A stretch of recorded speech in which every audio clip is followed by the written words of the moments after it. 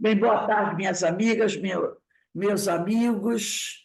Nós estamos aqui na Sociedade de Estudos Espíritas Francisco de Assis, hoje, dia 23 de fevereiro de 2024, sexta-feira, né? E nesse horário nós estudamos essa obra, Obsessão e Desobsessão, de Sueli Caldas Schubert. Hoje nós vamos estudar, estamos dando continuidade ao estudo do capítulo 6, na terceira parte, que tem por título O Doutrinador. É a nossa aula 2 do capítulo 6, O Doutrinador. Mas antes de iniciarmos o nosso estudo, nós vamos aqui fazer a nossa prece de abertura. Carmen, você pode fazer a nossa prece, por favor? Então, Senhor, estamos aqui mais uma vez reunidos e agradecidos por essa oportunidade que a Casa de Francisco de Assis nos permite. Que Jesus abençoe esse nosso encontro de hoje, que nós possamos aproveitar, possamos aprender e aplicar nas nossas vidas os ensinamentos que hoje vamos receber. Que Jesus abençoe todos os trabalhadores, os estudiosos nos dois planos da vida e que possamos aproveitar muito essa tarde de hoje. Graças a Deus. Graças a Deus. Então, vamos dar início aqui ao nosso estudo, né? Eu vou começar lendo o parágrafo anterior, o último parágrafo que nós lemos na aula anterior. Dizia assim: no instante do esclarecimento, quando a entidade se comunica, ela está de alguma forma expectante, aguardando alguma coisa para ela imprevisível. Também os presentes à reunião se colocam em posição especial, porém de doação, de desejo de atender a expectativa do irmão necessitado. E qualquer que seja a maneira sobre a qual ele se apresente, todos os pensamentos e todas as vibrações devem estar unidos, homogêneos, dirigidos no intuito de beneficiá-lo. Nesta hora, o doutrinador será o polo centralizador desse conjunto de emoções positivas, estabelecendo-se uma corrente magnética que envolve o comunicante e que ajuda concomitantemente ao que esclarece. Este, recebendo ainda o influxo amoroso do mentor da reunião, terá condições de dirigir a conversação para o rumo mais acertado e que atinja o cerne da problemática que o espírito apresenta. Agora nós vamos iniciar o parágrafo do nosso estudo de hoje, tá? A Sueli Caldas Schubert diz assim: o esclarecimento quer dizer, a doutrinação, não se faz mostrando erudição. Então, o médium, ele não pode, como o doutrinador, ele não tem que estar naquela posição de querer mostrar que ele tem todo o conhecimento, né?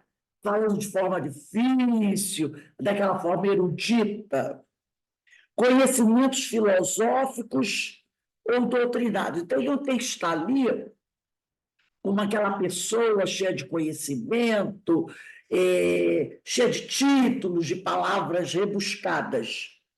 Também não há necessidade de dar uma aula sobre o que é o espiritismo, nem de mostrar o quanto os espíritas trabalham. Como não é um instante para criticar, censurar, acusar ou julgar. E a Sueli, ela bota até uma notinha aqui, lá, está lá no final da página, vamos ler. Diz assim, ó: alguns comunicantes pensam encontrar-se em um julgamento e temem os participantes da reunião. Porque muitos espíritos, quando são trazidos ali para a reunião, eles, acostumados com aquela coisa de ter sempre alguém para punir, ter sempre alguém para cobrar. Então, quando eles chegam à mesa, para eles parece que estão vindo para o tribunal, que eles estão presos, estão vindo para o tribunal. Muitos deles têm essa imaginação, né? Cumpre evidenciar ao comunicante que ele não está sendo julgado. Então, aquele amigo que vai fazer a doutrinação, ele tem que explicar para o espírito: olha, você não trouxe aqui, você não veio aqui para ser julgado, para ser censurado, para ser criticado, você está entre amigos. Nós queremos conversar com você, para que o espírito, né, fique tranquilo, não fique assustado, não fique preocupado. Para tanto se faz mistério que as nossas atitudes sejam sempre a do irmão, que procura socorrer e esclarecer, porque sabe e sente em si mesmo as necessidades daquele que sofre. Então, a ideia é esclarecer, consolar, amparar aquele companheiro ali, para ele perceber que ele não corre perigo. E mostrar para ele que nós, né, que estamos ali conversando com ele, também passamos por dificuldades. Nós também temos problemas no nosso dia a dia. Porque, às vezes, o espírito pode pensar que aquele que está ali conversando com ele, que está doutrinando, se coloca numa posição superior, que não tem problemas, que não tem doença, né? Que é alguém superior. E não é assim. O espírito, todo mundo tem problema, né? Qual de nós que não tem problema, que não tem dificuldade, que não tem uma complicação? Então, ele tem que entender que nós também temos as nossas dificuldades, né? Para que ele se sinta à vontade. Então, ele diz aqui: esclarecer o espírito, esclarecer, não é fazer sermão. Isso é importante. O espírito tem que entender que esclarecer não é fazer sermão. Você não está ali para fazer sermão para aquele irmão que está ali recebendo aquela orientação. Esclarecer não é para fazer sermão, tá? Aí ele diz aqui: não surtirão bons resultados palavras revestidas de grande beleza, mas vazias, ocas e frias. Porque às vezes a pessoa fala bonito, com eloquência, mas aquilo que ele está falando não vem do coração. Não vem do coração. Então, não adianta nada. Não adianta nada, né? Não atenderão as angústias e aflições daquele que sofre, e muito menos abrandarão os revoltados e vingativos. Porque o espírito, ele sente se você está falando com sinceridade. Ele sente se você está falando com sinceridade ou não. Então, não adianta você chegar ali, tentar enfeitar o pavão, porque ele vai perceber se você está falando com sinceridade ou não. Ele vai perceber, né? E eu trouxe aqui um texto muito interessante. Caiu aqui no chão. Um texto do livro, um livro muito bom, muito bom. Um livro muito bom do Divaldo Pereira Franco, Suave Luz das Sombras. Nesse livro, o Divaldo, o espírita João Cleófas, ele tem vários textos voltados para a reunião de desobsessão. Muito bom esse livro, Suave Luz das Sombras. O nome até tem a ver, né? Olha só, Suave Luz nas Sombras.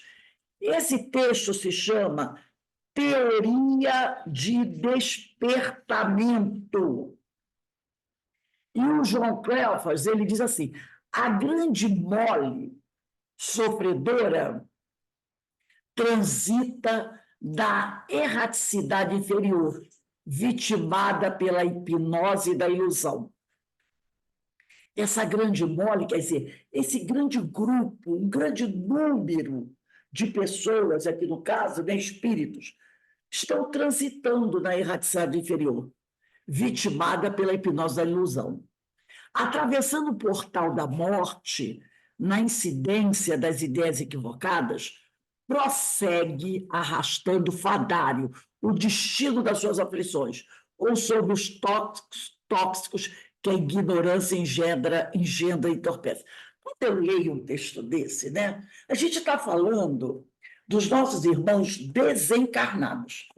Mas se a gente perceber bem, a gente não pode aplicar esse texto também no nosso mundo dos encarnados? Olha só, a grande mole sofredora, quer dizer, aquele grande grupo transita na erraticidade inferior. Quantos encarnados hoje estão transitando nessa erraticidade inferior? Né? Atravessando, aí aqui ele diz, né? Atravessa o portal da morte na incidência das ideias equivocadas, prosseguem arrastando o fadário das suas aflições ou sob os tóxicos que a ignorância engendra e entorpece. Inumeráveis espíritos, desse modo, permanecem na psicosfera do planeta. Eles não conseguem ir muito além. Por isso que quando a gente fala o planeta, a atmosfera espiritual do planeta Terra, ela é formada, essa atmosfera espiritual do planeta Terra, é formada pela atmosfera fluídica dos encarnados que vivem nesse planeta Terra e dos desencarnados que, quando desencarnam, quando morrem, não conseguem ir muito além. Lembra quando a Ivone Pereira fala sobre isso, do livro Agora Suicida? Ela diz que tem espírito, tem pessoas que desencarnam e elas ficam logo ali, ligadas ao planeta, na erraticidade, muito próximo ao planeta. E muitas vezes de lá ela já reencarna novamente. Ela não consegue transpor essa camada muito próxima ao planeta, né? Então, muitos deles permanecem presos à psicosfera do planeta, cultivando as sensações grotescas que não abandonaram com a perda do veículo carnal. São esses espíritos que virão à mesa mediúnica. São esses que virão, tá? Então, eles não, quando eles chegam aqui, eles não querem ouvir sermão nosso, discurso sobre a doutrina espírita. Eles precisam de quê? De consolo e esclarecimento, tá? Porque essas palavras rebuscadas, bonitas, empoladas, como disse a Sueli aqui, nesse parágrafo que nós terminamos de ler, não atenderão às angústias e aflições desses espíritos que sofrem, e muito menos abrandarão os revoltados e vingativos que estão nesse grupo. Então, esses espíritos precisam de amor, do nosso carinho, da nossa atenção. E o João Cleofas continua aqui. Semi-humanizados, acelvajados ou vitimados pelas construções psíquicas mais graves, ergastuam-se, quer dizer, encarceram-se em sofrimentos incomparáveis, resistindo a todo aceno da divina misericórdia, que nos convocando-os à realidade. Tá? Então, eles resistem. Os amigos espirituais levam a palavra para eles, tentam esclarecer, entendeu? Mas muitos deles não querem ouvir. Eles resistem. A terapia que, para eles, se lhes faz indispensável na ação do socorro espiritual, deve conduzi-los ao despertamento da consciência, pois que, sem a lucidez da realidade da sobrevivência, reencarnam com o mesmo anestésico, e numa roda incessante de conflitos, mal dando-se conta do estágio do corpo ou fora dele. Então, na mesa mediúnica, eles precisam ser despertados para a realidade deles, mas com muito amor, com muito carinho. Porque se não houver despertamento, eles vão reencarnar, tá, na mesma situação que desencarnaram. E vão viver aqui daquela mesma maneira que eles viviam antes. E outros. Aí reencarna, desencarna, reencarna, desencarna, reencarna, desencarna. E como ele diz aqui, ó, numa roda incessante de conflitos, mal dando-se conta do estágio do corpo fora dele. Ele está no plano espiritual, ele não tem noção que ele está desencarnado. E se ele está encarnado, ele não tem nem noção do que ele está fazendo aqui, quem ele é. Né? Vive como uma máquina, né? Ali. Para ele não sabe se está encarnado, se está desencarnado, o que tem de diferente. É aquela coisa, sabe? Aquele círculo vicioso. Aí o João diz assim: o abençoado ministério socorrista, o espiritual, o ministério socorrista espiritual, que é realizado pela mediunidade, enseja a contribuição da criatura humana aos propósitos altamente relevantes da paz aos desencarnados em perturbação. Então, esse esclarecimento que a gente vai levar para esses nossos irmãos desencarnados que se encontram nesse estágio muito difícil, é a nossa contribuição, tá? É a nossa contribuição para esses irmãos em perturbação.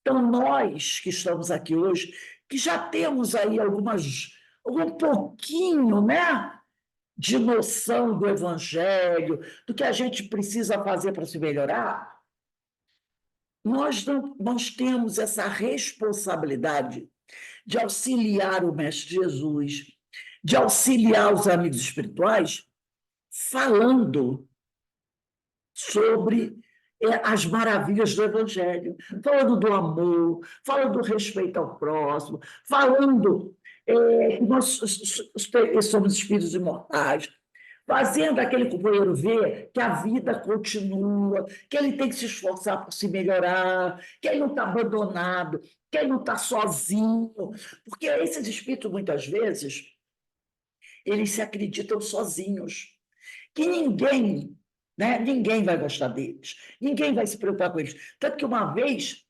ele chegou à mesa mediúnica, eu fui conversar com ele e disse assim: ó, meu amigo. Aí ele olhou para mim assim: amigo, se você me conhecesse, você não me chamava de amigo. Eu não sou amigo de ninguém. Nem eu sou amigo de ninguém, nem ninguém quer ser meu amigo. Entendeu? Porque ele tem alguns têm consciência do que fizeram. E como a lei de Deus está, né, na nossa consciência, o indivíduo, sabendo o que ele fez, ele tem intuição, ele sabe que as pessoas tendem a se afastar. Não é? Então, ele sabe que eu agi assim, ninguém vai ter confiança em mim, nem eu teria confiança em mim. Então, quando alguém o chama de amigo, para ele soa falso. Soa falso. E aí é o que a Sueli colocou aqui, né? Esclarecer não é fazer sermão. É mostrar para o companheiro que está ali que você está na mesma caminhada dele, que as dores que ele tem, você tem, que não é porque você está aqui encarnado, trabalhando na mesa mediúnica, que você é especial ou superior a ele. Então, ele tem que sentir isso, que você tem as mesmas problemáticas dele. Então, no momento que ele percebe isso, que você está falando ali com sinceridade, ele começa a ceder um pouco. Não é fácil, não vai ser a primeira vez, muitas vezes, né? Então, o João diz aqui: sejam, pois, está falando conosco, né? Aqueles que esclarecem, sejam, pois, os terapeutas do espírito, os mensageiros do discernimento, capacitados a entender a ignorância e a esbatê-la, quer dizer, a confrontá-la com a lição imortalista. Recordando-lhe Jesus, 3 dias depois do túmulo, vivo e real, acenando com essa mesma perspectiva a todos. Então, mostrar para ele, né, que nós somos espíritos mortais, que o corpo morre, mas o espírito sobrevive. E aí fala para ele, você já ouviu falar da história de Jesus? Jesus morreu na cruz, não é? 3 dias depois ele voltou. E aí explica, se ele voltou e esteve entre nós, é porque mostrando que nós continuamos a viver. Aí você leva o sujeito a refletir. Olha para você. O que você, nesse momento, está vendo? Nós estamos conversando aqui. E eu estou encarnada. Estou aqui. Eu tenho um corpo físico. Estou aqui. Você pode até, né, simplificar o vocabulário. Eu estou aqui viva. Olha para você. Como você está se vendo agora? Olha sinceramente para você. Aí você faz aquela convocação. Primeira coisa que ele vai dizer: esse corpo não é meu. Esse corpo não é meu. Eu não estou entendendo o que está acontecendo. Eu estou falando aqui através no corpo de uma mulher, no corpo de um homem. Aí esse corpo é seu? Não. Por quê? Porque você não tem mais um corpo físico. Você está utilizando de um corpo de outra pessoa. Mas como é que pode isso? Pode, porque você não tem mais corpo físico. Cadê seu corpo? Seu corpo acabou, se deteriorou. Mas não se preocupa com isso. Pensa o seguinte: como é que você pode estar conversando comigo? E a gente não está fantasiando, não é brincadeirinha, a gente está muito sério aqui. Eu estou falando uma coisa, você está entendendo o que eu estou falando, está me ouvindo? E eu estou entendendo o que você está falando. A gente está conversando aqui. Você está raciocinando, você é inteligente, eu também. Por que isso acontece? Aí ele vai dizer, como? Porque você está vivo. Mas eu não tenho corpo, eu digo, e você não precisa do corpo. Você está vivo. Seu corpo não existe mais, mas você está vivo. Isso é o espírito.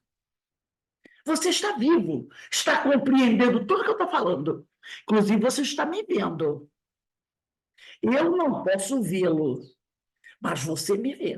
Você vê tudo que está à sua volta. Você me ouve e me compreende. Eu ouço e compreendo você. São duas pessoas inteligentes conversando. Você concorda comigo? Ele vai dizer, concordo. Por que isso? Se você não tem mais corpo. Porque nós continuamos a viver. É a lógica, você leva ele à lógica. Se é uma pessoa inteligente, ele vai dizer, é verdade, nós estamos conversando. É a lógica. E aí você vai começar a trabalhar isso com ele, né? Se é possível que você continue a viver, é possível que também que você mude a sua maneira de ser. Você já viu que até aqui você fez coisas que deixaram você numa situação difícil. Então, por que você não muda isso? Você tem agora a oportunidade de melhorar a sua situação. Então, você vai chamando a criatura à razão. Você quer continuar desse jeito? Se arrebentando? Ah, mas eu não tenho mais jeito. Claro que tem jeito, tudo tem jeito. Tudo tem jeito. Porque logo ele vai dizer isso. Não tem mais jeito. Claro que tem jeito. Olha para mim. Aí você, olha para mim. Eu passei tudo isso que você passou. Se eu tive jeito, você vai ter também, homem, agora. Entendeu? E aí ele tem condições de fazer uma varredura na nossa mente, ele vai dizer, é verdade. Foi o que uma vez uma disse para mim, né? Se você, que é você, melhorou, eu posso com mais facilidade. Quer dizer, ela me deu me agrediu com luva de pelica, né? Eu não pude falar nada.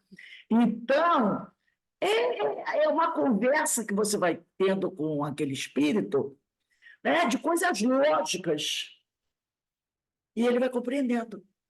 Então, ele precisa disso, sem agredir, né, sem querer se colocar numa posição superior.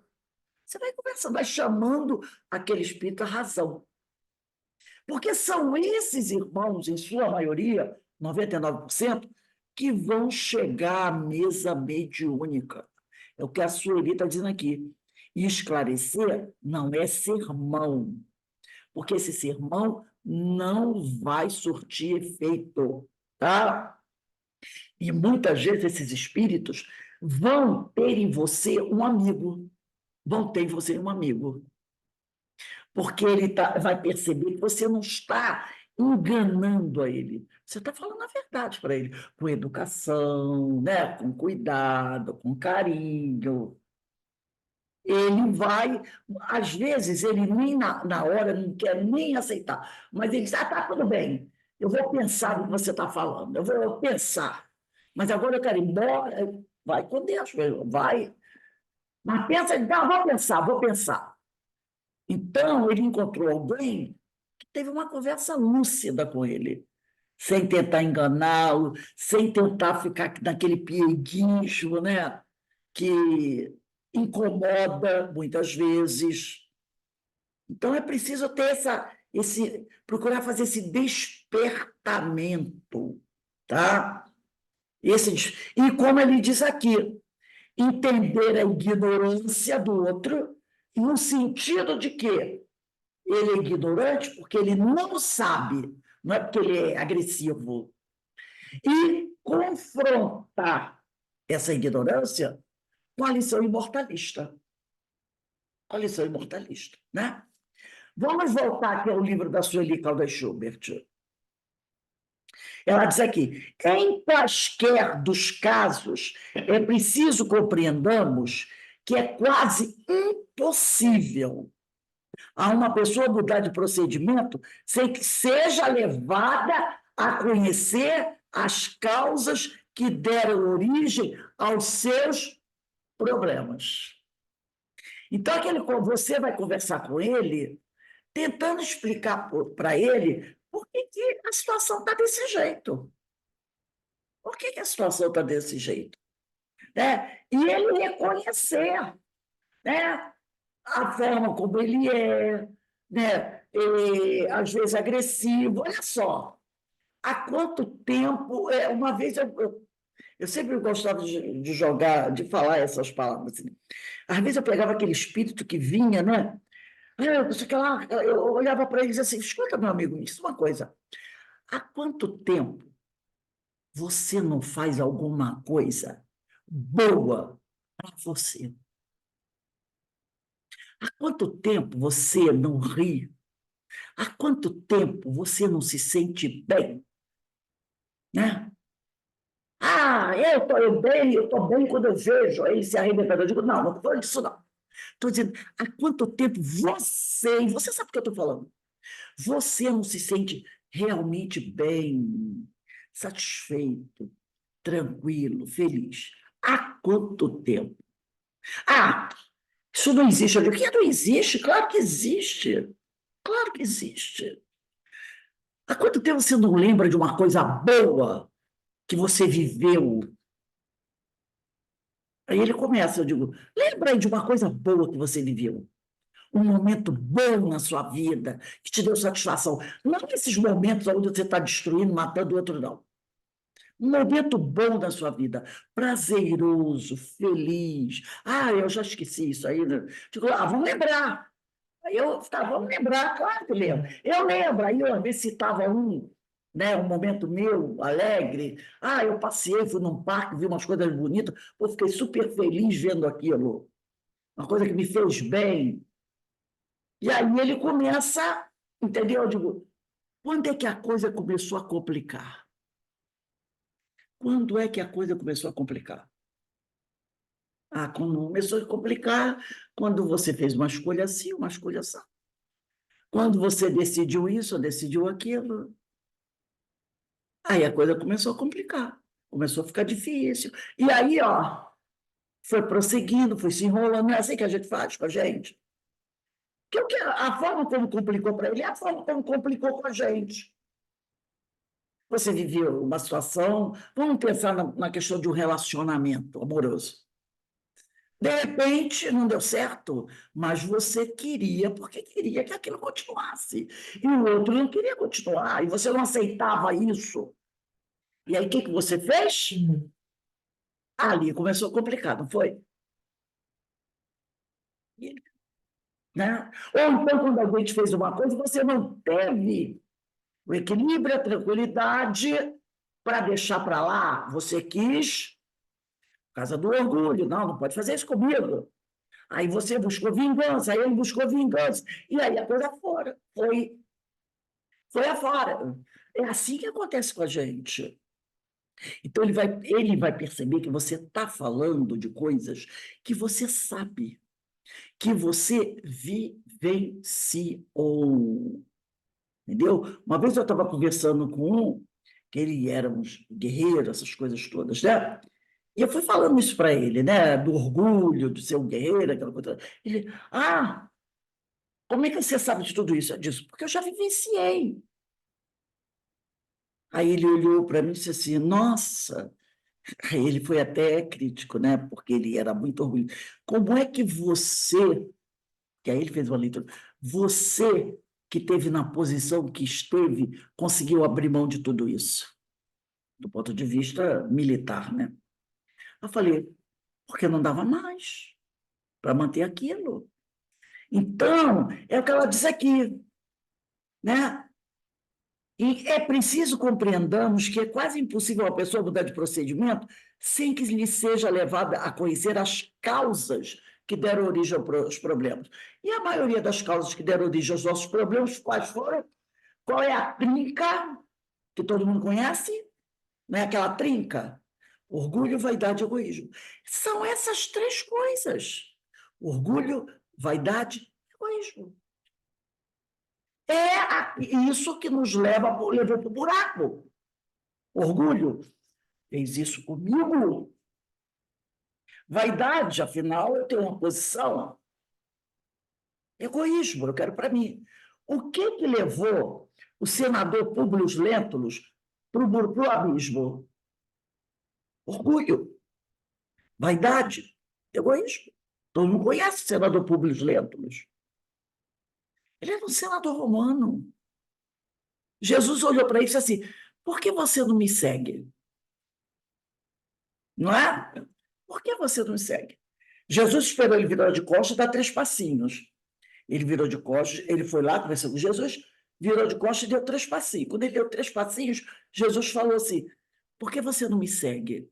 Ele parou, não olhou para Jesus, baixou a cabeça e foi embora. Por quê? Ele era um senador romano. Abaixo do imperador estavam os senadores. Era muito poder. Naquela época, ele ainda não estava preparado. Podemos dizer, né? Ele já sabia quem era Jesus, tanto é que ele foi lá. Ele foi lá. Pediu a Jesus ajuda, ele sabia quem era. Mas ele não estava preparado para deixar de lado a túnica púrpura, o título de senador romano, que era, entendeu? Nossa, o senador romano está abaixo do imperador. Era muito poder. Tanto que Jesus convidou, o negócio é que Mas o orgulho, a vaidade, por isso que eu não estava preparado para deixar de lado isso. E aí é aquela questão, né? O orgulho, a vaidade, o egoísmo. Não E uma coisa com Saulo, quando Estevão se apresenta como irmão, né, de Abigail, ele podia ter cedido. Mas como? Qual a atitude dele imediata? Ele, tipo, olha para Abigail e diz, afasta-te de mim, Satanás. É o que ele diz para ela. Vai embora daqui. Ele era apaixonado por ela, mas ele queria ser o quê? O príncipe entre os judeus, o líder entre os judeus. E aquela mulher que ele amava muito era um perigo para as ambições dele, porque vai ter algum amigo dele que estava lá do lado de fora que ele estava batendo lá do Estevão. Quando ele descobre, ele diz assim, tira esse homem daqui e leva para o quartinho. Não é? Quando ela está todo mundo em volta, ela fala assim, é meu irmão, ele quase morre, tem uma síncope. Aí o que ele fala? Leva esse senhor para ir para o quartinho, olha para o lado. Tipo assim, pelo amor de Deus, Senhor, não permita que ninguém tenha escutado isso. Porque já pensou se os amigos escutam? Como é que é? Porque ali era cobra engolindo cobra. Se um amigo dele, entre aspas, escuta a Abigail dizendo que aquele homem que ele estava apedrejando, que era visto como um terrorista, era cunhado de Saulo, na mesma hora dizia assim, ó, cunhado, então o sangue de Estevão já está correndo nas veias de Saulo. Opa, Saulo está contaminado. Esse era o grande medo dele. E ele manda separar ele num quartinho, olha para ela e diz assim: meu Deus, essa mulher vai destruir a minha vida, vai acabar com a minha vida, com meus planos de ascensão. E ele fala para ela: vai embora, depois que Estevão morre, desaparece, vira fumacinha, esquece, troca de nome, rasga o CPF. Não quero te ver nunca mais. Por quê? Porque se ela ficasse andando ainda por ali, alguém poderia procurar por ela e dizer assim: poxa, Abigail, você era noiva de Saulo e agora acabou o noivado? E fizesse aquela pergunta perigosa: por quê? Por quê? E colocasse nas redes sociais de Jerusalém, já pensou?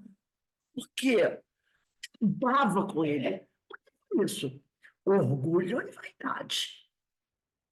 Orgulho e vaidade. Eu não podia correr esse risco de jeito nenhum. Era muito orgulho, muito orgulho. Não era orgulhinho, não, era muito orgulho. Ele tinha planos, grandes planos. Não eram planos pequenos. Né? Não era aquela coisa, eu quero ser mais um do Sinédrio, não. Eu quero ser o principal do Sinédrio. Eram grandes planos. E para atender esses grandes planos, ele iria esmagar até a mulher que ele amava. Ele ia esmagar qualquer um. Um ano depois, ele começa, né? Mas mesmo assim, ele vai atrás de Ananias para esmagar Ananias, porque ele achava que Ananias é que tinha sido o culpado dela morrer. Porque quando ele vai encontrar com ela na casa, que ela está doente, ele ainda diz para ela: eu te perdoo pelo deslize de ser irmã daquele sujeito, mas você, pelo amor de Deus, esqueça esse carpinteiro. Lembra dessa passagem? Ele vai procurar ela. Ele vai procurar ela. Ele diz assim: ó, eu vou te perdoar o deslize, porque eu te gosto assim, mas pelo amor de Deus, esquece esse carpinteiro. Porque aí ela começa a falar de Jesus para ele, ele diz: não, pelo amor de Deus, a mulher continua doente. Ela está pior agora. Aí ele fica sabendo de Ananias que visitava a casa. Aí ele diz: ah, não é possível, contaminou a mulher, envenenou a mulher. E aí depois ela morre, aí o ódio dele, na realidade não era o ódio dele, era a culpa, porque ele sabia que ele abandonou, ela ficou numa depressão muito grande. E aí ela se enfraqueceu, acabou ficando doente, desiludida, abandonada. Ele sabia que a culpa era dele, mas ele não podia assumir. Ele era egoísta. Então ele bota a culpa em quem? Ananias. E vai atrás de Ananias. Vai atrás de Ananias. Essa é a problemática. Problemática de todos nós. Né? Foi a problemática de Saulo, foi a problemática de Agostinho. Era problemática. Então, esses espíritos, quando estão no plano espiritual, essa é a problemática deles. E você tem que conversar com eles para que eles entendam.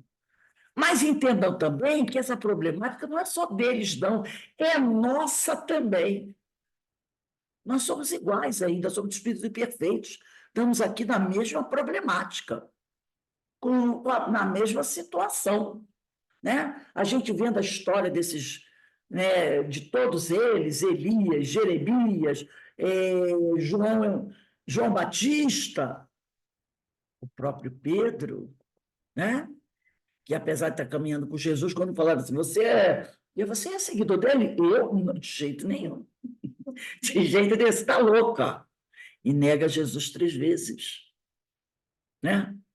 Então, esse é o grande problema, né? Então, ele diz aqui, razão porque em grande número de comunicações o doutrinador, sentindo que há esta necessidade de aplicar as técnicas de regressão de memória do comunicante. Então, não é dizer assim, agora eu vou fazer você regredir de memória. Não é aquela coisa. Vamos pensar aqui, quando foi a última vez que você foi feliz? Vamos tentar imaginar quando foi que os seus problemas... Aí ele é obrigado a pensar no passado. E pensando no passado, ele faz a regressão de memória. Ele faz, porque aí ele vai buscar lá no passado. Normalmente ele vai encontrar.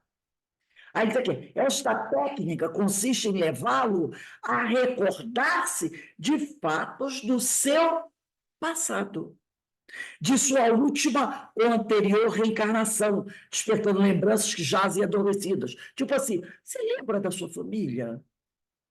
Ah, não tive família. Ah, aí eu, às vezes, dizia, ah, meu amigo, todos nós tivemos família. Ainda mais família, né? Você sabe que a coisa bem é complicada, né? Todo mundo tem família. Vamos lembrar aí. Uma esposa, se eu sei que é o espírito masculino, né? Filhos.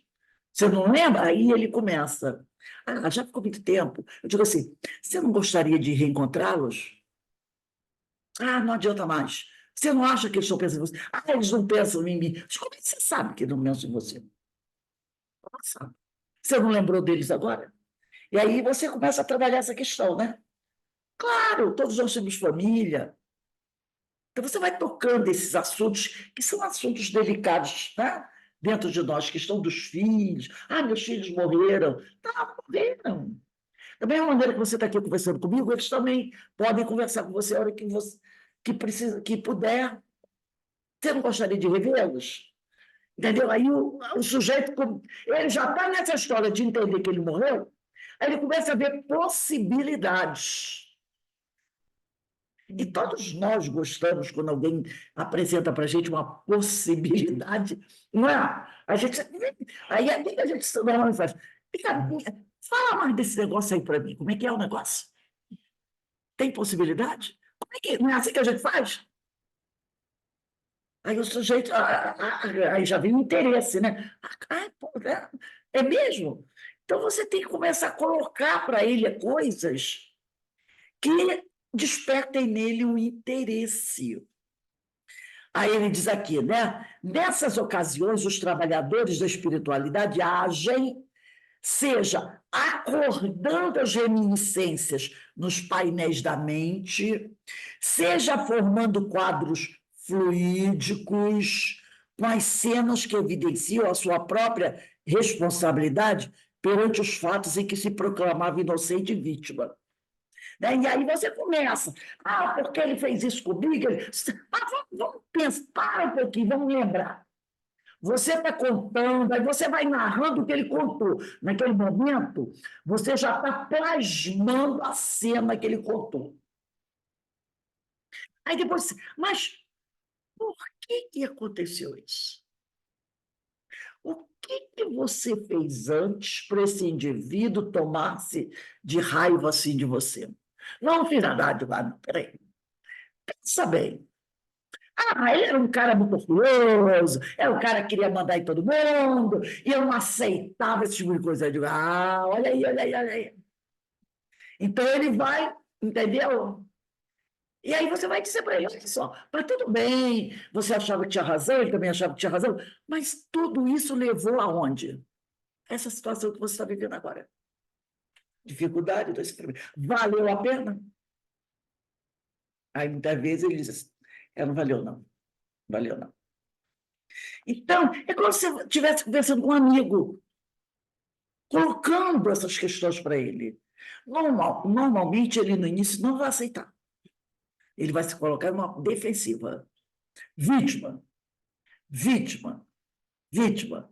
Mas aí você vai mostrando, né? Bem, meu, você quer pensar assim, pensa, mas olha só.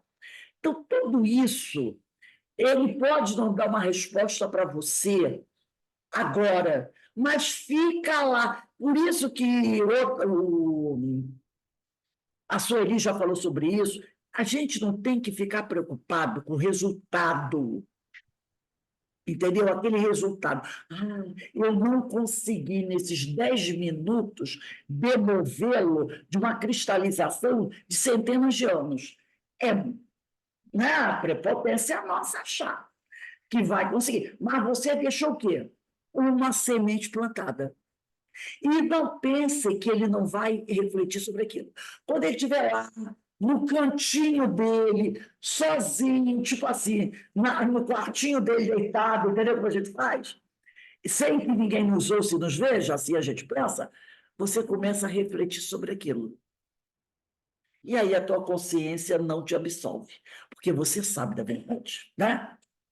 Então ela continua aqui. De outras vezes, a lógica e clareza dos argumentos, aliadas à compreensão e ao amor, são suficientes para convencer as entidades.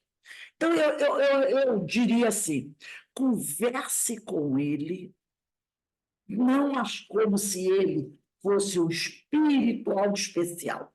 Converse com ele como se você estivesse conversando com outro encarnado, um amigo, olho no olho, sem enfeitar, vendo aquele companheiro como ele é, um ser humano. Esse é o grande detalhe, porque às vezes o doutrinador ele tem dificuldade de ver o outro como um ser humano. Ai, é o espírito. Não, ele é um ser humano como você. Agora, por algum tempo, ele não tem um corpo de carne. E você tem. É a única diferença. É a única diferença. Se você conversar com ele entendendo que ele é uma pessoa, isso facilita muito, muito. Aí continua aqui Sueli. Para sentir aquilo que diz, é essencial ao doutrinador uma vivência que se enquadre nos princípios que procura transmitir. Assim, a sua vida diária deve ser pautada o mais possível dentro dos ensinamentos evangélicos e doutrinários, inclusive porque os desencarnados que estão sendo atendidos, não raro, acompanham-lhe os passos. Vamos ver a notinha lá embaixo? A primeira notinha da Sueli, ela diz assim, ó, não somente a ele, mas também aos demais integrantes da equipe. Entretanto, pela característica do trabalho que desenvolvem na reunião, são muito visados.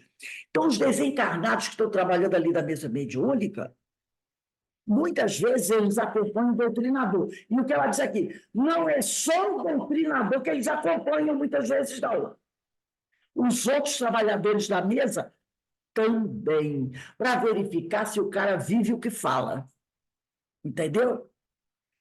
Aí ela diz aqui, eis o motivo pelo qual Joana de Ângelos recomenda quem se faz instrutor, quer dizer, orientador, deve valorizar o ensino aplicando em si próprio. Aí tem a outra notinha lá embaixo, do livro Leis Morais da Vida. Nós lemos esse capítulo, lembra, semana passada? Psicografia de Valdo Pereira, do capítulo 60, que eu mandei para vocês. Aquele capítulo 60, que é o último capítulo do livro Leis Morais da Vida, espetáculo. Ela coloca aqui essa frase de Joana, daquele capítulo 60. Quem se faz instrutor deve valorizar o ensino aplicando em si próprio. Outro cuidado que o doutrinador deve ter durante o diálogo é o de dosar a verdade, para não prejudicar o espírito que vem em busca de socorro lenitivo, esclarecimentos, enfim, que lhe deem paz. Então, você vai conversando com ele, mas você vai dosando. Se você está conversando com o sujeito ali, desliga aí. Se você está conversando com o sujeito ali, você já sentiu o nível de conhecimento dele. Não é? Você vai conversando, baseado nas respostas que ele te dá, você já entende, pô, ele está acompanhando até um certo ponto. Não, ele é tranquilo, ele tem um conhecimento legal, posso falar direto. posso ser bem franco. Ou, porque tem uns explicam, você pode ser bem franco. Você pode conversar que ele está entendendo direitinho o que você está falando. Tem outros não, que são meio ressabiados. Então, você vai dosando as informações, né? Como a gente fala, faz com os amigos, né? Então, aí ele vai falando aqui, a franqueza, em certos casos, pode ser destrutiva. Ah, não, tem que falar a verdade. Tem que falar a verdade. Doa a quem doer. Não, não é assim. Muitas vezes se torna até falta de educação. Falta de educação. Então, a gente tem que tomar cuidado com isso. Então, isso aqui é o caso, por exemplo, de uma entidade que desconhece que deixou a Terra e apresenta total despreparo para a morte. Se você percebeu que o sujeito não sabe que morreu, você até deu uns pitacos, mas ele não absorveu, ou você percebeu que ele teimou por ignorar, é o tipo daquele cara que ele até desconfia, mas eu não quero falar dessas coisas. Então, quando você fala alguma coisa, ele diz assim, eu não quero falar dessas coisas. Então, você já sabe que é o sujeito que não quer encarar isso. Tudo bem. Quem disse que o doutrinador que deve contar? Tem toda uma equipe do plano espiritual que pode fazer isso. Então, que faça a equipe, e não eu. Se eu já senti que o sujeito não está preparado para esse tipo de conversa, eu vou conversar com ele como se ele tivesse encarnado. A equipe espiritual que trata desse assunto lá com ele. E eles vão tratar na hora que eles acharem que ele está pronto para ouvir. Ou algum de nós aqui, e aí está preparado que alguém chegue para você e diga assim, ô Carmen, você já morreu, tá, Carmen? Você está aqui fazendo estudo, está todo mundo te vendo, mas tu já foi, tu já partiu. Já pensou, você está maluco? Eu estou aqui estudando, trabalhando, tá aí, entendeu? É complicado. Eu vi hoje uma cena de um filme, que depois eu vou até procurar esse filme, de uma moça que ela é assassinada. E quando a polícia chega e encontra o corpo dela, ela aparece. E ela vê o corpo, ela está vestida, é muito interessante isso, ela está vestida como habitualmente ela está vestida. Roupa comum, mas o corpo está vestido de outra forma, porque a pessoa que ela foi sequestrada, passou por momentos muito difíceis, e a pessoa que fez isso colocou nela uma roupa assim, de mulheres de farra, de festa. E quando ela chega, ela está com uma roupa comum. E quando o policial começa a falar, e ele começa a falar, ah, será que ela não é uma dançarina? Ela diz, não, ela começa a dizer, não, que dançarina?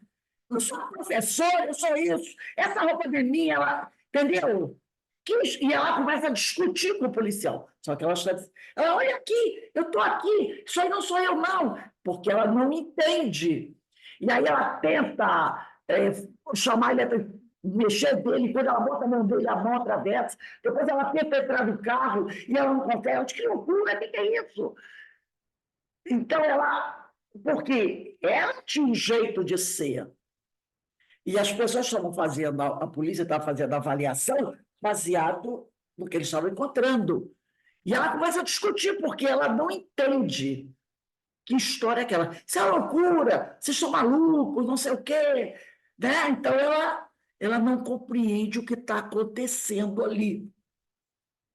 E é mais ou menos assim que ocorre mesmo, gente. Muitos daqueles que às vezes desencarnam, morte violenta, ou acidente, ou que não tem nenhum preparo para a morte, né? Muitas vezes não conseguem entender o que aconteceu naquele momento. Sabe? Ele está ali pleno, entendendo. Então, ele fica numa situação difícil em relação àquilo, né? São duas realidades diferentes. Aquela que ele está vivendo, que ele acha que é real, e a outra que ele acha que é ilusão. Que aí ele está morto. Isso é uma ilusão. Eu estou aqui pensando, vendo. Que história é essa? Então, algum de nós estaria preparado para alguém chegar e de supetão falar uma coisa dessa? Claro que não. Claro que não, né?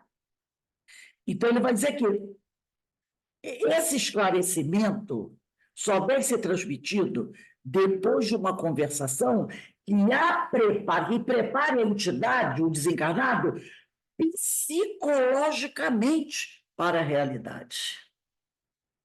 Tá? A medida justa para isto é colocar-se o doutrinador na posição do comunicante, vivendo o seu drama e imaginando o que seria o seu sofrimento. Será que eu estaria preparado para receber uma notícia dessa? Assim, de supetão? Claro que não. Eu ia ter uma outra morte. Seria uma desestruturação psicológica para aquela pessoa. Lembrando, é uma pessoa, né? Então, você tem que tomar muito cuidado. A pessoa tem que ser preparada para isso. É igual quando algum médico, vai dar notícia para uma pessoa que ela está com uma doença terminal. Ele pode chegar assim e dizer: olha, a senhora tem 2 meses de vida. Assim. Quem é que está preparado para escutar isso? Se a pessoa já vem de uma longa situação na cama, doente, aí tudo bem, já está até esperando. Mas você está belo e formoso, e alguém joga uma bomba dessa na sua cabeça, muitos desses se suicidam quando recebem essa notícia. Se suicidam, porque se desestruturam psicologicamente de uma forma absurda. E muitas vezes a pessoa se suicida com essa notícia que está, entendeu? Ela não tem preparo para nada disso. Tem um outro texto aqui, a gente já terminando, também do livro Suave Luz das Sombras, Terapia Socorrista, né? Onde João Cleofas ele vai dizer aqui, ó, objetivando a reabilitação dos sofredores, congregamo-nos para uma terapia socorrista. Aqueles que vêm ter conosco trazem esculpidas na alma as marcas dos desenganos, o sinete do desequilíbrio, a ferida da ilusão desfeita, a neurose profunda do pavor. Se nós lhe oferecemos a esperança do amanhã, principalmente fazer o cara entender que a morte não existe, que você continua vivendo, é a esperança do amanhã, colocando o bálsamo da fé pelo raciocínio, o respeito, a confiança em Deus, demonstrando-lhes que, não havendo punição divina, a consciência de cada um reflete aquilo que se lhe faz oportuno para o desenvolvimento de si mesmo, eles despertarão e compreenderão que, ao invés do arrependimento inócuo, a ação do bem é-lhes a terapêutica libertadora. Foi isso que Paulo entendeu, apesar de ele estar encarnado. Ele entendeu quando ele ficou ali naquele período, naquela estalagem, né? Na época que ele ficou alguns dias conversando com Ananias, que ele tinha, a consciência dele começou a acusá-lo, né? Mostrar para ele tudo aquilo que ele também nem precisava muito tempo, né? Só tinha um ano em que ele estava, quer dizer, um ano que a Abigail tinha morrido, mas depois que ela morreu, ele continuou fazendo as coisas que estava fazendo, ele não parou, ele não teve intervalo, ele continua ainda mais feroz ainda, né? Porque aí tinha o ódio somado a tudo isso, né? Até que ele vai para Damasco. Mas no momento que Ananias vai conversar com ele, Ananias mostra para ele o seguinte, que ele se mostrou arrependido, né? Nossa, o que eu fiz? E o Ananias mostrou para ele o seguinte, não adianta você só se arrepender e ficar ali, ó dor, ó vida, ó azar. Você precisa fazer alguma coisa para reparar, para corrigir tudo isso. A ação do bem é a terapêutica libertadora. Por isso que ele saiu logo, querendo, né, converter o mundo para o evangelho. Vamos lá, né, quando ele teve com o Pedro, vamos lá, já que ele entendeu o negócio. Ele disse assim, quer dizer que se eu fizer o bem... Aí eu lembro André Luiz, quer dizer que se eu trabalhar do bem eu vou ganhar a Buenos Aires? entendeu? Mas olha, e ele, quer dizer que fazendo bem eu vou conseguir corrigir muita coisa? Ananias disse que sim, e ele falou assim, então, a partir de hoje, eu vou fazer todo mundo virar a favor do evangelho, daquele jeitinho dele. Aí que Pedro disse, não, não é assim. Você não pode impor as pessoas, porque ele ia o quê? Impor com a força dele, impor. Ou abraça o Cristo, ou eu elimino. Eu faço, vai ter que todo mundo. Aí Pedro percebeu, ele não está preparado, ele ainda não entendeu. Quer dizer, ele entendeu que tem que se converter, tem que buscar o Cristo, mas não é assim, pela imposição. Por isso que ele foi para o deserto. Ficar 3 anos lá no deserto, refletindo, né? Eles despertarão e compreenderão que, ao invés do arrependimento enorme, a ação do bem é a terapêutica libertadora. Dar-se-ão conta que o erro pode ser considerado uma experiência que ensina como não fazer o que se pretende realizar. Eu adorei essa frase, né? O erro é uma experiência que ensina para a gente como não fazer o que se pretende realizar. Eu quero fazer muito uma coisa, só que eu pego o caminho errado. Então, eu digo assim, para conseguir aquele objetivo, eu não posso seguir esse caminho, eu tenho que ir por outro caminho. Então, isso não é erro, é aprendizado. Né? E, deste modo, os nossos amigos sofredores mudarão de atitude mental perante a vida, estimulados pela razão lúcida que os propele ao encontro da própria paz. A nossa função, enquanto orientadores, né, esclarecedores, isso não serve só para a mesa mediúnica, não, tá, gente? É de fazê-los despertar para as responsabilidades que lhes dizem respeito, contribuindo com o nosso quinhão de amor e de conhecimento através da caridade. Então, eles precisam despertar para as realidades que dizem respeito a eles, não ao mundo, a cada um de nós. Porque nós somos o quê? Individualidades. Individualidades. E nós contribuímos com o nosso quinhão de amor, né? E de conhecimento através da caridade. Porque quando você leva esse esclarecimento a alguém, você está praticando a claridade. A caridade, você está fazendo a pessoa enxergar. Então, olha que trabalho espetacular, né? Olha que trabalho espetacular. Agora, é preciso saber fazer. Com paciência, com amor, sem pressa, entendendo que não vai ser de um dia para o outro que isso vai acontecer, né? Vamos voltar aqui ao texto.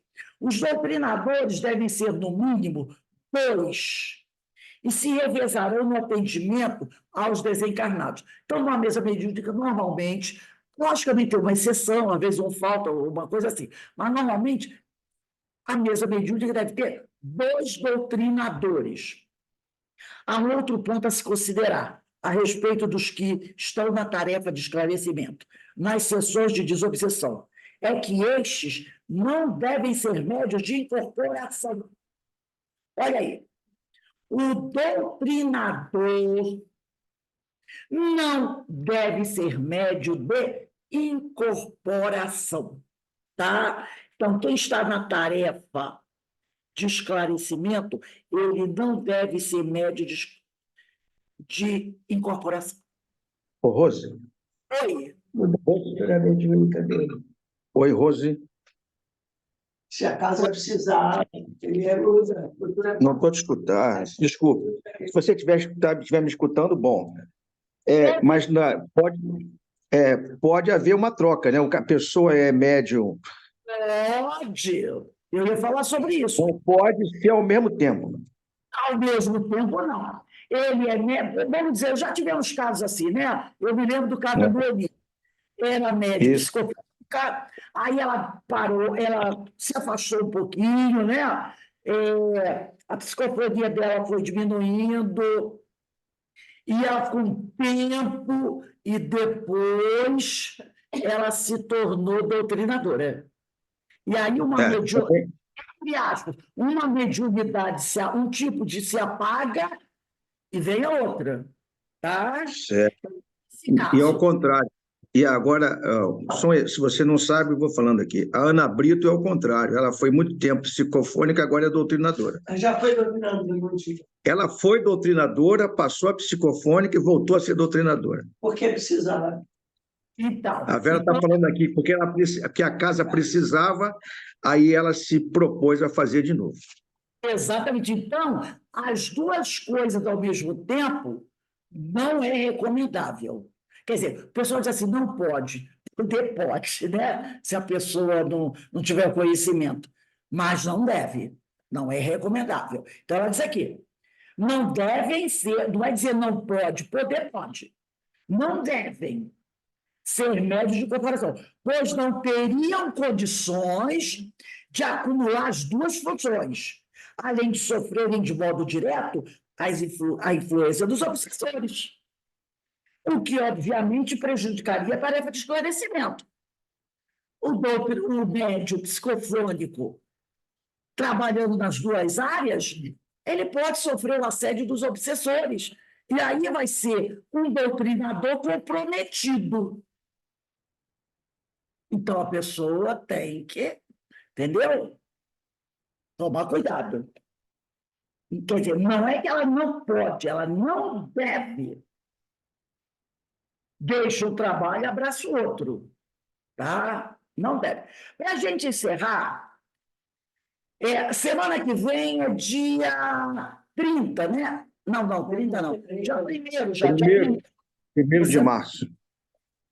Aí vocês botam aí, 1º de março, na outra página, assim, 2 tipos de esclarecimento. Bota aí, 1º de março de 24. 2 tipos de esclarecimento. Põe a data aí.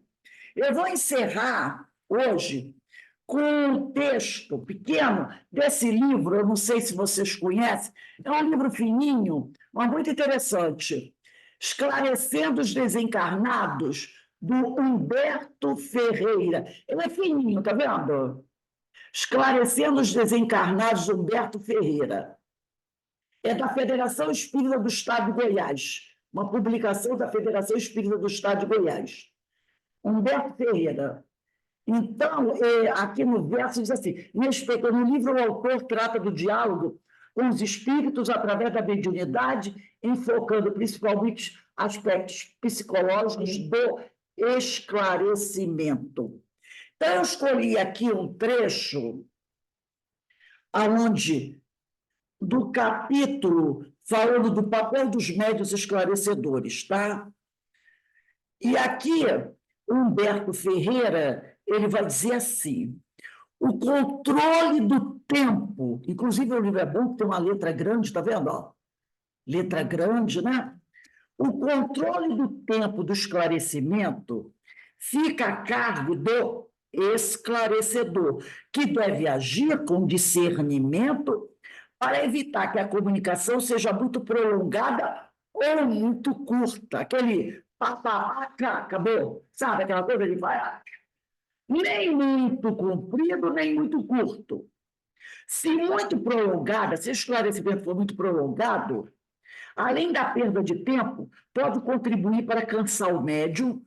Se for muito curta, pode comprometer os resultados, que poderiam ser obtidos se desenvolvesse esse esclarecimento normalmente.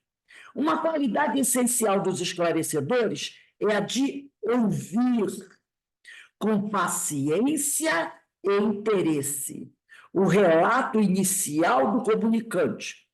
Porém, devem controlá-lo para que não gaste, nesta fase, a maior parte do tempo reservado para a comunicação.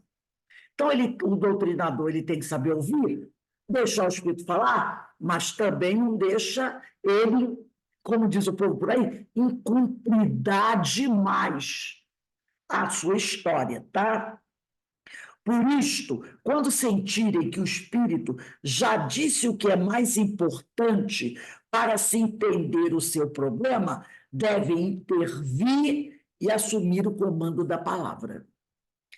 Outro cuidado importante é o de examinar o momento de interromper a comunicação, isto é, de saber quando o diálogo não está produzindo mais efeito e deve ser encerrado. Então, o doutrinador também tem que ter esse cuidado de perceber, ele está começando a repetir o que ele já disse antes. Ele está se repetindo. Então, esse nosso diálogo, tipo assim, o Espírito, eu vou fazer assim, aí você explica, mas eu quero fazer, aí você explica, mas eu quero continuar, aí, entendeu? Você tem que saber, aquele diálogo não vai mais à frente, ele está se repetindo. Então, você tem que estar muito atento a isso. André Luiz, no livro Desobsessão, recomenda-nos o tempo de 10 minutos. Quando eu diz 10 minutos, não quer dizer, eu fiz uma conversa de 15. Está errado. Não. Né? Uma base de 10 minutos, você pode até ir a 15, mas não passa muito disso. Este não deve ser encarado como absoluto, é o que está dizendo, e de forma rígida, mas o ideal é que seja a duração da maioria das comunicações. 10, 12 minutos, foi de 8, está errado. Não, é nesse tempo, de 8 a 15 minutos, por aí.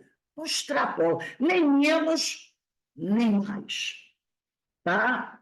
Há casos, sobretudo, quando se trata de líderes do umbral, inteligentes, que requerem mais tempo. Então, há casos que, às vezes, dependendo do espírito, você possa até esticar um pouquinho mais, mas, mesmo assim, são as exceções. Porque não é toda hora que vai vir um líder de umbral, né, gente? Então é isso aqui. Mas, mesmo nessas condições, é ideal que o tempo fique em torno de 15 minutos. Então, quando você pega um espírito assim mais empedernido, aí você pode dar uma esticadinha. Ele recomendou aqui 15 minutos, já que a doutrinação ele colocou como 10. Então, você pegou um espírito mais difícil, esticou até 15 minutos, que pode ser uns 16, 17, e para por aí. Os esclarecedores devem compreender que uma reunião uma reunião só, nem sempre é suficiente para convencer um espírito com a mente muito cristalizada no mal ou no propósito de vingança. Então, o doutor não tem que ficar chateado que não conseguiu demover aquele cidadão da decisão dele, da modo dele de ser. Uma reunião nem sempre vai resolver o caso. Não devem, portanto, ter a pretensão, o doutrinador não deve ter a pretensão de convencer todos os espíritos na sua primeira manifestação. Porque aí entra também a questão do orgulho do doutrinador, né? Afinal, eu sou doutrinador. Então, o espírito bateu aqui, sai purificado. Então, o doutrinador não pode ter essa pretensão. Ele sabe. Muitas vezes o espírito vai voltar várias e várias vezes, tá? E com o tempo ele vai se melhorando, tá? Então, eu gosto muito desse livro, Esclarecendo os Desencarnados, do Beto Ferreira. É fininho, olha, você lê num dia só, letra grande, e ele traz umas informações muito interessantes. Alguém gostaria de fazer algum comentário sobre esse assunto que nós estudamos aqui? Então, Rose, a mesa eu vejo como uma grande escola. Muito mal. Pode falar, Márcia. Então, uma grande escola, porque a gente tira grandes aprendizados, né? Para a nossa vida. E esses irmãos que estão, assim, em sofrimento, nada mais é do que a cristalização dos sentimentos mal resolvidos aqui na Terra, né? Que eles carregam para o outro lado.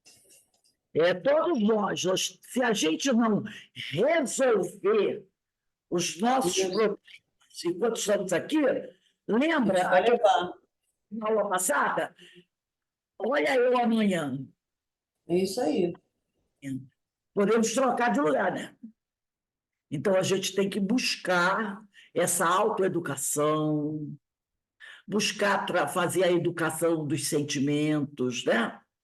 Para que a gente possa, né, não levar essas questões para a erraticidade, porque elas continuarão conosco. Reconcilia com teu irmão enquanto estás a caminho. Exatamente, né? Reconcilia-te com teu irmão. Mais uma de Jesus, né? Reconcilia-te com teu irmão enquanto estás a caminho. Porque a morte não vai resolver o nosso problema. Ela não vai resolver o nosso problema. É um fenômeno biológico. Ela não resolve o nosso problema, não. A gente vai chegar na erraticidade nas mesmas condições que nós tínhamos aqui. E lá, dependendo das nossas companhias, essa situação pode piorar. Ela pode piorar. E aí, quando você reencarna, você chega numa situação mais grave. E aí fica, né? Esse círculo vicioso, esse círculo vicioso, esse círculo vicioso. Então, a gente. Como nós falamos ontem, né? Essa é a melhor reencarnação que nós temos. É a melhor. Por quê? Porque aqui está nos dando oportunidade de nos melhorarmos. Não foi a de ontem, nem vai ser a de amanhã. É essa daqui. Então, que a gente trabalhe o nosso coração nesta reencarnação, deixando mágoa de lado, preconceitos de lado, certos vícios de lado, certos melindres de lado, entendeu? E que a gente pare de se preocupar muito com o outro e se preocupe mais consigo mesmo. Né? Posso Que a falar? gente olhe no espelho e diga assim, você precisa melhorar. Fala, Eloá. Esses dias eu estava pensando, né? Porque é tanta coisa, é tanta atividade, tanta vida que a gente tem, né? Os conhecimentos que a gente cada dia chega mais assim, o cérebro vai abrindo, eu tenho essa impressão. E aí uma coisa que me deixou, eu falei assim, eu comigo mesmo, dizendo, mas que triste, eu aqui agora não vou mais trabalhar, tarará, tarará. E aí eu me lembrei de uma coisa, eu digo, não, mas eu não perco. Eu estou levando essa experiência para uma outra. E aí é como se meu coração tivesse assim, ficado mais satisfeito, né? Eu digo, meu Deus, que bom que eu caiu minha ficha. Porque tu vai vivendo e esquece de certas coisas, super importantes. Isso me deu muita alegria. Posso não trabalhar mais agora, mas daqui a pouco eu vou estar trabalhando. O conhecimento que você tem, você pode usar e de várias formas. Por exemplo, Exatamente. Foi o que me aconteceu. você trouxe uma contribuição. Esse vídeo vai Pois é, ficar, para mim. né? Pode está assim, Exato. você, e aí entende, é verdade. Nós somos espíritos imortais. Eu posso usar o meu Muito bom. para ajudar alguém. Nada se perde. Nada se perde. Tudo é proveitoso para daqui a pouco ou tempos, né? Então é isso aí, gente. Bem, gente, nós vamos encerrando aqui o nosso estudo do livro Obsessão e Desobsessão da Sueli Caldas Schubert. Daqui a 15 minutinhos a gente volta para o estudo do livro Qualidade na Prática Mediúnica, né? Mediúnica, ok. Então, também. Então, agradecendo a Deus, agradecendo a Jesus pela oportunidade que nós estamos tendo. Lembrando a vocês que dia 9 de março nós teremos o nosso seminário Ivone do Amaral Pereira. Será um sábado, às 15h30. Todos estão convidados. Às 16h30. Todos estão convidados. E aproveitar também o momento para deixar o nosso abraço, nossos parabéns para a nossa irmã Márcia, né? Que hoje está comemorando mais uma primavera, ó. Parabéns, Marcinha, ó. Parabéns, Márcia. Felicidades, que Deus te abençoe, que te ilumine e que perseverante no trabalho, tá bom? Obrigado, Rose. Felicidades, felicidades para você. Então, gente, vamos dar uma paradinha, daqui a pouco a gente volta, tá bom? Para o estudo do